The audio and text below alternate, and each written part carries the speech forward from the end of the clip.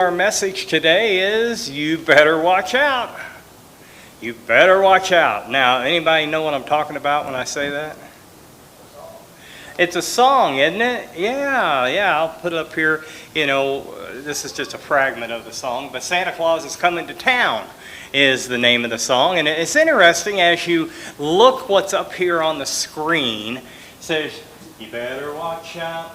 You better not cry, you better not pout, and I'm telling you why. Santa Claus is coming to town. Now check this next part out. He's making a list, he's checking it twice, gonna find out who's naughty or nice. Santa Claus is coming to town. Now the reason I put this up here is I want you to remember this as I get further into our message today, because this is going to become very, very, how do I want to say this, strikingly interesting as we go through our message. Now, I want to make sure that each and every one of you understand before I get too far down into this message that this message is not your typical feel-good, lovey-dovey Christmas message that we times in our life every single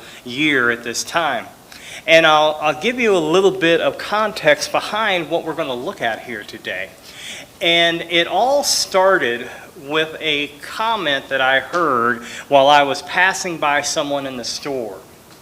These two ladies were talking, and one lady had just evidently wished that other lady a Merry Christmas. Right? And the response back from that other lady was, how in the world could we possibly have a Merry Christmas? And so naturally, that caught my ear, so I just act like I was shopping, just looking, I don't even know what it was, maybe noodles, I don't know. But I just acted like I was shopping so I could listen to the conversation. And basically what the lady said was, with everything that is going on right now in our world, how can we have a Merry Christmas? Now, I got up here on the slide some things that, now keep in mind, what I'm going to show you on this slide, all are just what's happened in December. Nothing else, right? So we have here the Brown University shooting. You may have heard about that. Next to that is the National Guardsmen that were shot by an individual in D.C. Down below, it would be to your right, that is the Australian shooting that took place here not very long ago. Over here in the bottom left for you are the amped up ice raids that are going on in Minnesota and that area up in there. And then as we look at our next one, if I can get it there, we find Rob Reiner, who lost his life along with his wife to his son, allegedly, just the other day. Look at what's going on in Venezuela. And we hear about all of these things, that the oil embargo and how the country is surrounded and so forth. And then, of course, we always have the Republicans and Democrats fighting about something. So I had to throw that in there, right? And then we have the narco boats being exploded in the ocean because trying to keep fentanyl and so forth from coming to the United States. And so on the surface, you could easily see why someone would say, how could this be a Merry Christmas with everything that is going on? And to be totally honest with you, I could have put a few more slides up there, but I didn't want to depress you all that much this morning. All right? It's rough out there. It is really rough out there. Now, we know as Christians that as we get closer to the second coming, of course it's going to be more rough out there. We know that, right? And then on top of all the things that are happening in society, we get the things that are going on in our own life. I mean, you probably have heard of a phenomenon called seasonal depression, right? Hits awful hard during the Christmas and New Year time. Now, I will say that it helps when we have weather like we're going to have. It's very sunny, going to be in the 70s on Christmas, which is crazy, right? If I didn't have my arm in a sling, I would mow my yard on Christmas. Now, I do that in protest. It's a really deep, it's a really deep thing in my brain that you don't want to spend too much time around. But I figure if they're going to give us 70-degree weather on Christmas when we're supposed to have snow, I'm going to go out in my shorts and I'm going to mow the yard just out of protest, whether it needs it or not. I'm messed up. And then we got people who are facing massive losses of jobs across the United States going on. Health issues that we can all relate to. It could be tough to be merry this year. Now, on top of everything I've already said, it gets worse. Not only do you have all of those things going on, but have a feeling of being very pressured around this time of the year. Do you know what I'm talking about on that? They feel the pressure of trying to spend enough money but not go into debt, trying to buy a good gift, maybe the best gift, but I don't know what to buy for that person, and the season. Now, I want to be very open with you right now, because we're about to jump into our sermon with both feet. And I want everybody to understand me, whether you're sitting here or whether you're watching us out there. If you celebrate Christmas, I'm not saying that you're a bad person. I'm not saying there's anything wrong with what you're doing. I'm not saying any of that. But what I want you to understand is that as we go towards the second coming, things are going to be presented to us in very subtle and even ways that seem very innocent and good, to try to take our eyes off of Jesus and off of the real, true second coming. You follow me? All right. The picture that I'm going to show you next got my mind going so fast I couldn't stop it. I'm going to share it with you. See what it says? Resisting the enemy's counterfeit Christmas. Now, I will tell you that I added that little face of the what do you want to call it, dumbfounded look on the little guy's face there, because what's right behind that I didn't think would be appropriate to share in church, because it showed the picture that might disturb some people. But what I really want you to take a moment on is looking at this picture. You see on what is your right side, the nativity scene, the birth of Jesus. And then, of course, down below you see the cross of Christ. But on the other side, what's down on the lower left? What do you see there? Gifts, presents, right? Like Christmas presents, right? How many of you have ever gotten a Christmas present that was exactly what you wanted? Okay, some of you have, right? Yeah, awesome. You got good parents back there, because all four of them raised their hands, right? Yeah, good parents. You want to adopt me, by the way? But yeah, so whenever that was, in your childhood or not in your childhood, okay, is that going to go to heaven with you? No. Matter of fact, what does the Bible tell us is going to happen to all of the things that we own, the things that we have? What's going to happen to that in the end? It's going to burn up. It's not eternal, right? It's not eternal. And so that's why the author of this, or the creator of this, made that. And now you'll see some things of a cult that are up there, and then you see this amazed look on Santa Claus. And you're going to find out why he's amazed here in just a few minutes. The thing that I have for you is, why is it that someone, somewhere, somehow created a counterfeit Christmas? Why is that? If you have your Bibles, I'm going to invite you to open to Revelation chapter 12. This is going to set the scene quite nicely. Revelation chapter 12. Now, as you're getting there, I'm going to go ahead and just set the context for this. As you may or may not know, in your time of reading the prophecies and so forth in the Bible, chapter 12 is the chapter that deals with the true woman and the dragon. Now, let's keep in mind, who's the dragon? Okay, all right. Now, we're going to run down here to verse 13.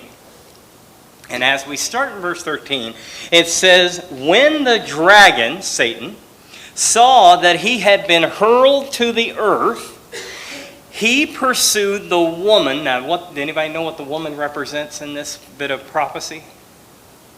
Church. Yeah. Pursued the church, or the woman who had given birth to the male child. Who's the male child that gave birth? Jesus. Okay.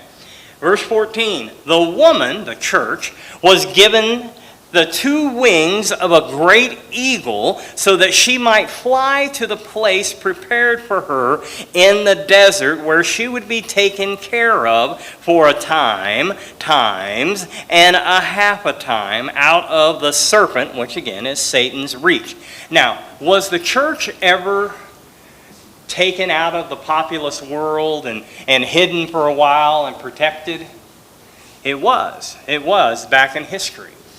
We know one group for sure called the Waldensians. They were holed up in the mountains in the Alps, and what they did that matters to us is they translated the Bible from the original Latin that it had been put into. And so the church is still going on at this time. It says now in verse 15, now listen closely to this, then from his mouth the serpent, which is Satan, spewed water like a river to overtake the woman and sweep her away with the torrent. Now in prophecy, these waters represents multitudes of people. So the multitudes of people that went after the church, who were they? Do you know? What's that? The Romans, right? And the French. Their armies went out to do away with the church. But remember, God protected them. Okay? Let's keep reading. Verse 16, but the earth helped the woman by opening its mouth and swallowing the river that the dragon had spewed out of his mouth. Do you know there are stories of this where armies were headed into the Alps to take care of whoever they would find there, and suddenly a fog would descend or a mist would descend. They would get lost. They would have to turn back. Another thing, the area that God directed the Waldensians to was an area that was so sparsely populated. And it was through a bunch of valleys. It was hard to get to. And so the warriors kind of gave up because they didn't want to go through it all. That is the example of that happening. Now, verse 17. Here's where we come in. The dragon was enraged with the woman, the church, and went off to make war against the rest of her offspring. Are we the offspring of that church? We are. We are. Those who obey the commandments of God, hold to the testimony of Jesus.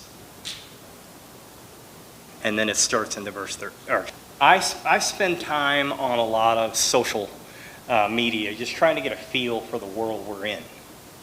And I went down a rabbit hole, if you will, about the second coming. Now, folks, I need you to listen, and if you don't listen to anything else, that's fine. But you need to listen to what I'm about to tell you. There are a lot of different opinions about the second coming of Jesus.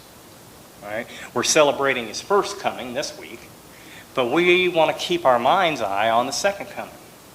And there is a group of people that have formulated a plan, if you will. I called it a draft, as I was telling Gary about it, to where they literally have giant lasers that currently are out in the desert. At night, they are able to cast a hologram up into the sky, and it will show up. Now, I'll give you one guess what the picture is of. Jesus. So they have it to where it'll cast Jesus, it'll cast Buddha, it'll cast, whatever the primary religion of the area in which this is going to be shown. They've got that. And they're practicing it, right? They've got it to the point where that hologram, they can artificially make it speak. Are you with me? So, let's just catch up right where we are. Think about this. Let's say some night you're out driving, maybe you're out walking, and all of a sudden a loud noise happens. You run outside, you look up in the sky, and there is a hologram, if you will, of Jesus. And as Jesus is speaking, he's very kind, loving, encouraging. And he begins to talk about how the Bible was distorted and made into a book of lies down through time. And that he is about to share with you the truth. And so he begins to do that. Now, same thing's happening worldwide with Buddha or whatever those other people are. Right? Now, what I didn't tell you was, before all of this happens, the plan is that there is a large burst, an EMD or EMP burst, that destroys the electric grid. Means no power. Total blackout. Oh, what did I say they needed for that hologram to be seen? Complete darkness. Right? So everybody's already in a panic. No cell phones, no nothing. Right? And then, boom, Jesus begins to speak. Do you think some people could be fooled? I know some can. I was telling Gary, too, about a lady that I knew one time. She was driving home, and it was a particularly beautiful sunset. Really. You know how sometimes the rays, you can see rays coming off in the sky? She swore that was Jesus coming. She pulled over on the side of the highway, got out, knelt down on the side of the road, and began praying. Thank you for coming and taking me home. She thought she was 100% right. Now, why do I bring that up in conjunction with Christmas? You probably know the story of where the red man came from, right? Saint Nicholas was an actual individual who gave gifts, helped the poor, really did well. As a matter of fact, he was sainted for that. And then as time went on, does anybody know where the red suit and the plump little guy came from? Where we got that at? Advertising. 1930s, Coca-Cola did an advertising campaign based on 'Twas the Night Before Christmas. And they commissioned an individual to make a more friendly looking version of what Santa Claus had been handed down to be. Right? And so it ended up being the plump guy with the little red suit and the beard and all that stuff, right? And Coca-Cola brought that out.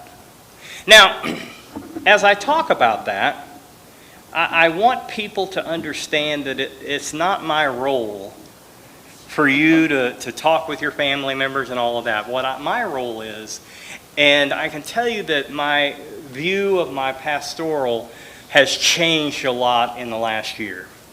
And I believe my responsibility is to make sure that each and every one of us are aware of what could potentially catch us off guard. Is that fair? You know? So it's a critical time for the old devil to do what he can to try to redirect our attention.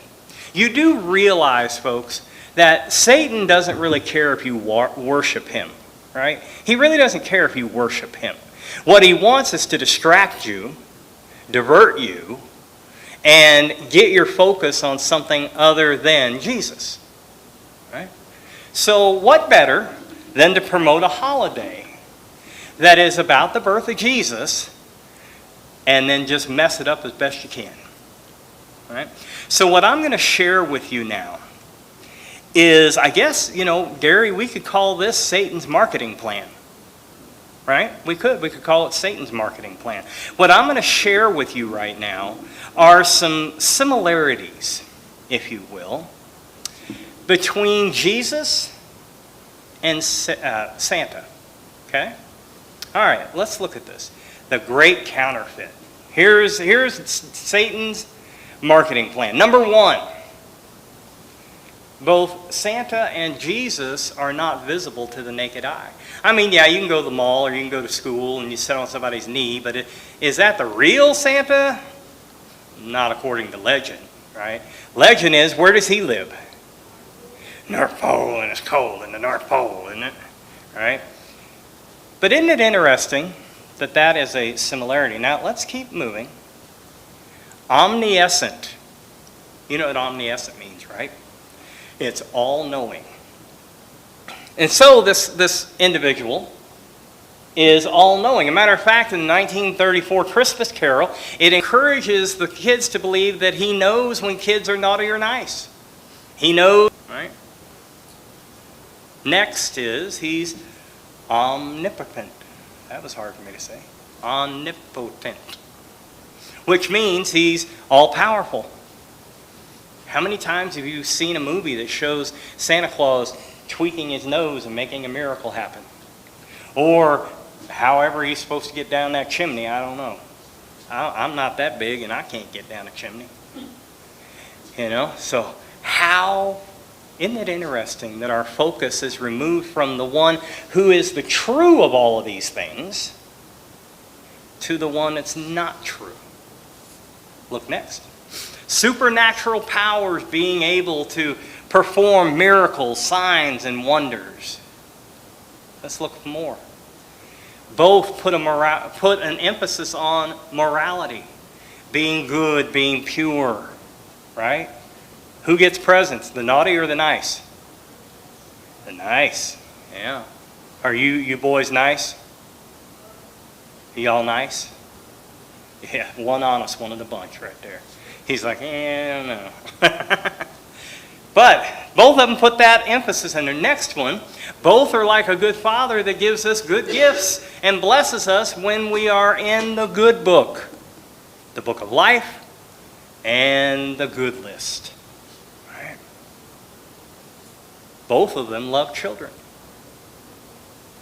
Neither are confined by laws of physics or time. And need I mention the name? We all know if you move a letter around, it totally changes that. Yeah, see? He's trying to stop it. See? It ain't going to work. Folks, I'm here to tell you that there has been great effort made. I'm not wearing my mic. There has been great effort made to bring people's focus away from Jesus. Now, what's another important thing that Jesus did in his lifetime here on earth that has also been counterfeited? Anybody know? How about the end of his life? What happened? What'd you say? The resurrection. Right. So we need to celebrate with bunnies. Folks, Satan is subtle. Satan creeps in. And when Satan can find a way to direct your focus away from Jesus, he will do that. It is our responsibility to be aware, to understand, and know what is true. Now, I gave you the scenario of this proposed fake second coming. What is one way that you and I will know, and anyone who understands the second coming will know that that's the fake?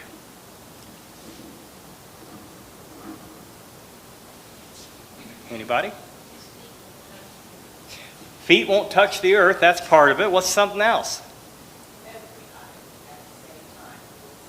We'll see him, not him, that other person, or the other, right? Yeah.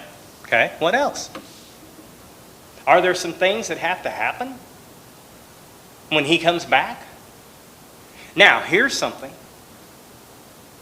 Maybe they're going to tell you that he's not really coming back at that time, but Jesus is so fed up with us that he wants to get a message to us. Could that be believable? How does God speak to his people? Through prophets. Through what else? Bible, the Holy Spirit, prayer, right? But do you realize how many people just in North America could easily fall for that? And what happens if they do? If they do, could they easily be led astray? Absolutely. And could they be prompted to turn on other people? They could. Folks, I was listening to somebody the other day that was talking about the events of the end time.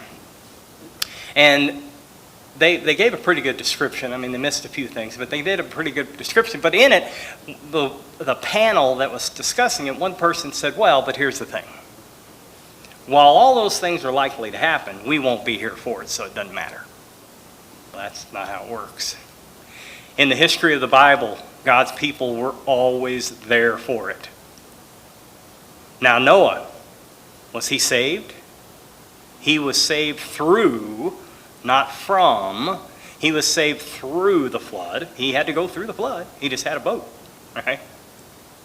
How about Shadrach, Meshach, and Abednego and their furnace work that they were doing? Right? They had to be in the fire, did they not? But God saved them. Matter of fact, one like the Son of Man was walking around in there. As we think about what was going on in Revelation that we read earlier, we have to be very, very careful about not conforming and just buying into what the world or the culture pressures us into doing. You know, some people say, well, it really doesn't matter. It really just doesn't matter. Well, and I would say on some level, maybe it doesn't. I can tell you that in our house, we have a very, very slender Christmas tree. And we have it there for one reason. Our grandkids don't know anything about the other stuff. And that's all it's there for. And the minute we're done with it, it's gone. Right? And the minute grandkids grow up, it's gone. Right? Do we share? Sure. But they're just not there yet. Right? The Bible tells us that it's for us not to conform of the things of this world. Matter of fact, it talks about Satan. He is the thief, mentioned here in John 10:10. Says that the thief only comes to what? Steal, kill, and what? Destroy. And here's the thing. He doesn't care how it happens. The methodology means absolutely nothing to him. It's whatever will work to get you. Whatever will work to get you. Do you know how many millions, I would even say now trillions, are lost every single year because people get scammed by people? Whether it be text messages, internet, letters, whatever. Do you realize how much money that is? Now, do you think that those people who get scammed got up that morning and go, you know what, I just got a lot of extra money and I just want to throw it out the window. I'm going to see how I can do that the quickest. Most likely, no. But let me tell you, it appeals to their curiosity, whether they get an email, a text, or whatever. It appeals to their curiosity. It appeals to their inner want to be whatever, rich, in a relationship, I don't know, own a home, whatever. It's about gratifying self. And because we live in a selfish world, we oftentimes fall into the traps. And you know what's true about all this? It's not going to stop. So, if there was a way for you to know how to avoid a trap, would you want to know it? Right? You would. And that's why I'm talking about what I'm talking about today. Do you realize that over the centuries, well, let's not say centuries. Let's go back to the decades. How many people have lost focus out of what this week is supposed to be about? Yeah. Most Christians are not out there bowing down to statues. They're not out there participating in pagan worship during December. They're not doing that. Instead, what we end up doing is going down to obligations and expectations and cultural norms that subtly but slowly shift our focus away from Christ. I mean, look, 2 Corinthians 11:14. Satan himself masquerades as an angel of light. Why do you think he does that? To fool us. Nobody in this room needs to be fooled.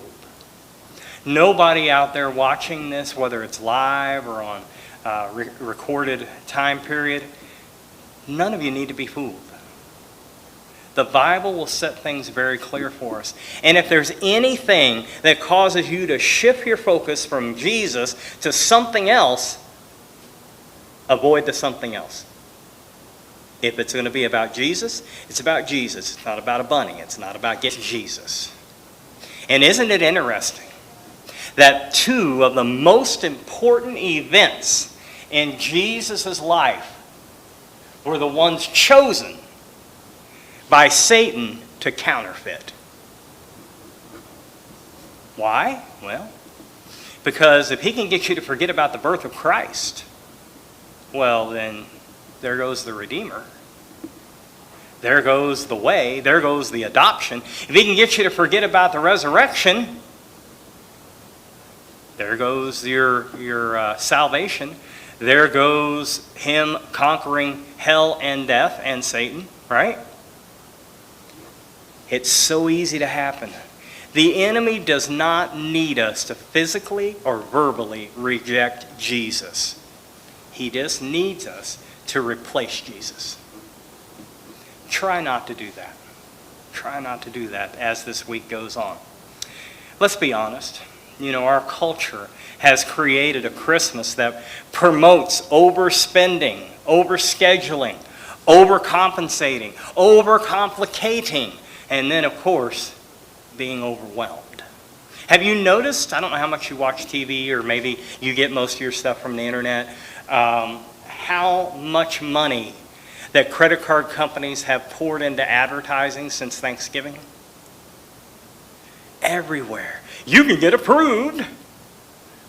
Right? Why? I don't believe that this was ever God's thought process on how his people would celebrate his son. I believe that God realizes that when we get wrapped up in our culture, when we get wrapped up in these things, that it almost creates a bondage on us. And keep this in mind, folks. Bondage is never from God. Matter of fact, Galatians 5:1 tells us that it is for freedom that Christ has set us free. How many of you have ever in your life experienced a time where Christmas time was just so chaotic it just burned you out? Anybody? Yeah. My wife and I made a decision a few years ago that we would never let that happen again. And we haven't. But you know one way to make sure that you don't get in that situation? Remember what the season is really about. The greatest gift that you or your children or I could ever have has already been given. It just needs to be accepted. It used to be a pretty common practice that the Christmas story would be read in families on either Christmas Eve or Christmas Day. You guys remember that? How many of you guys know of families that still do that? Anybody? See what I'm saying? One more way to take Christ out of... And to be totally honest with you, that's a phrase that people use. We're keeping Christ in Christmas. Well, you do realize Christ was never in Christmas. You realize that's a man's construct, right?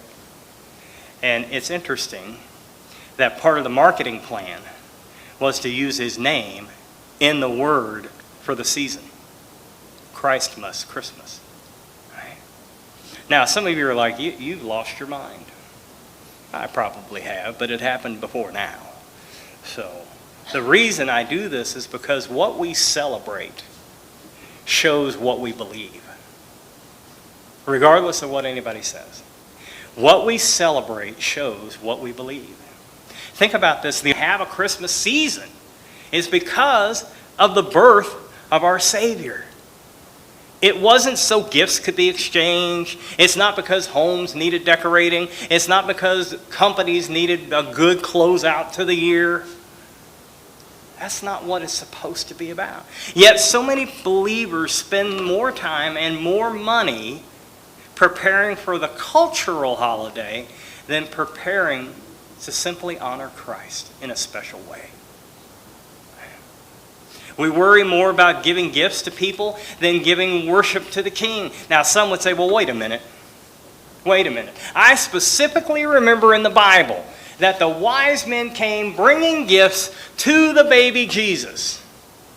Well, if you don't mind me putting an asterisk there, I will. Because they didn't bring gifts to the baby Jesus. Anybody know where I'm going with this? Yeah, I didn't think so. The wise men didn't show up until Mary and Joseph were already in a house. What's that?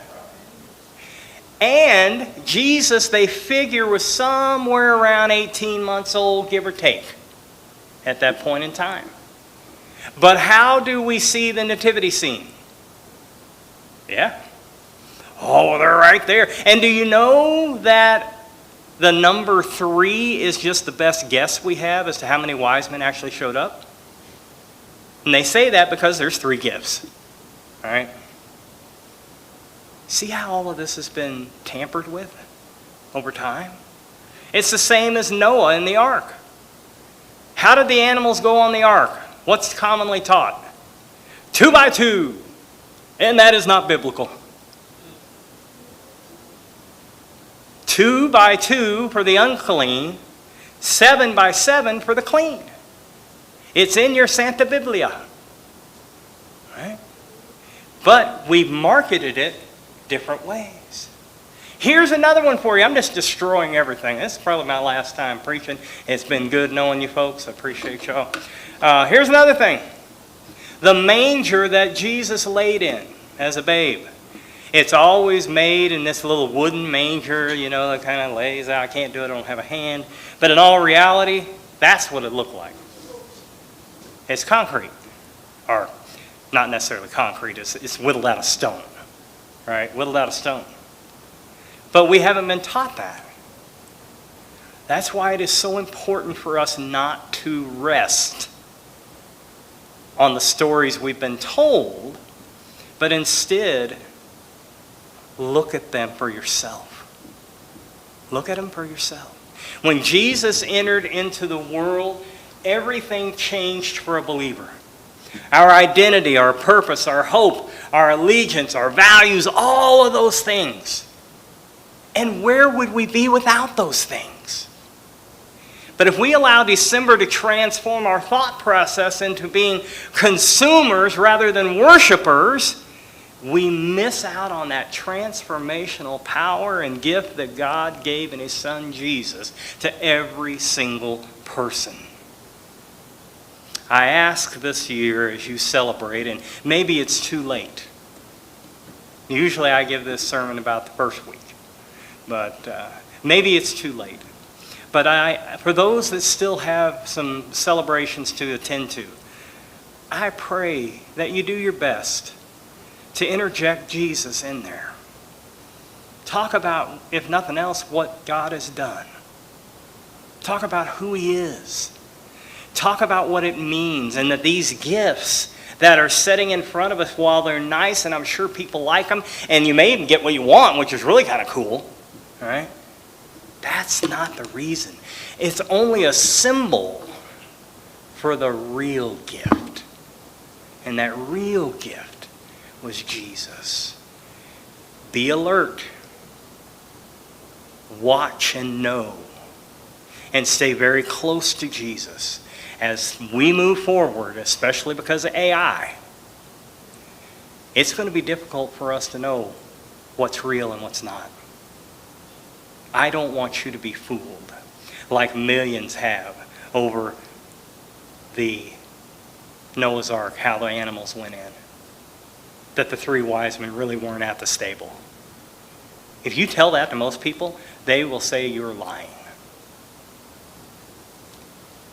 We have a truth that regardless of age will never grow old. And a truth that regardless of the age of the person hearing it, it's always pertinent, current, and critical that they know.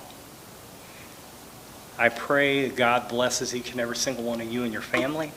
I pray you have a wonderful and safe week. And I challenge you, go deeper, and do not allow yourself to fall into a path that could take your focus off of Jesus.